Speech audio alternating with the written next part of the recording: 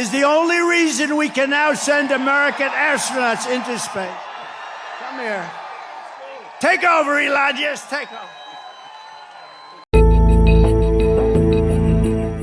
একসময় বেশ ঘনিষ্ঠ থাকলেও এখন তাদের মধ্যে সম্পর্কটা মোটেও ভালো যাচ্ছে না।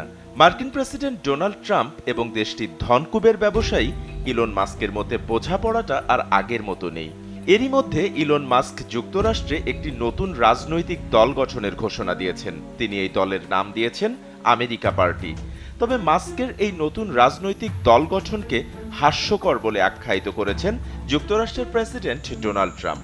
একই সঙ্গে এটিকে উদ্ধত ও বিভ্রান্তিকর উদ্যোগ বলেও অভিহিত করেছেন তিনি। And Elon, because he's not very busy, has agreed to head that task force. Be interesting. If he has the time, it'll be a good one to do it. But he's agreed to do it. Walton আবারও millionaire অফারে Walton fridge কিনে আপনিও হয়ে যেতে পারেন millionaire. সোমবার এক প্রতিবেদনে এই তথ্য জানিয়েছে ব্রিটিশ সংবাদ মাধ্যম বিবিসি। রোববার এয়ারফোর্স ওয়ানে ওঠার আগে সাংবাদিকদের প্রশ্নের জবাবে ট্রাম্প বলেন, তৃতীয় কোনো রাজনৈতিক দল গঠন করাটা একেবারেই হাস্যকর। আমেরিকায় দুই দলের যে রাজনৈতিক কাঠামো তা বহু বছর ধরেই টিকে আছে। তৃতীয় দল আনার চেষ্টা শুধু বিভ্রান্তি তৈরি করবে। We have a tremendous success with the Republican Party. The Democrats have lost their way, but it's always been a two-party system. And I think starting a third party just adds to confusion.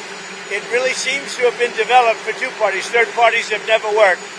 So he can have fun with it, but I think it's ridiculous. বেশ কয়েক সপ্তাহ ধরে আভাস দেওয়ার পর গত সপ্তাহে mask এক্সে ঘোষণা দেন তিনি আমেরিকা পার্টি নামে একটি নতুন রাজনৈতিক দল গঠন করছেন।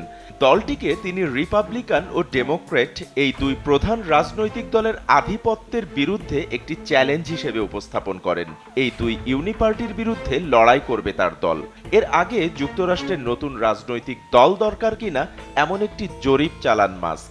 এক্সে চালানো ওই জরিপে প্রায় 12 লাখ ভোট পড়ে, যার 2/3 নতুন দল চেয়েছে বলে জানান তিনি।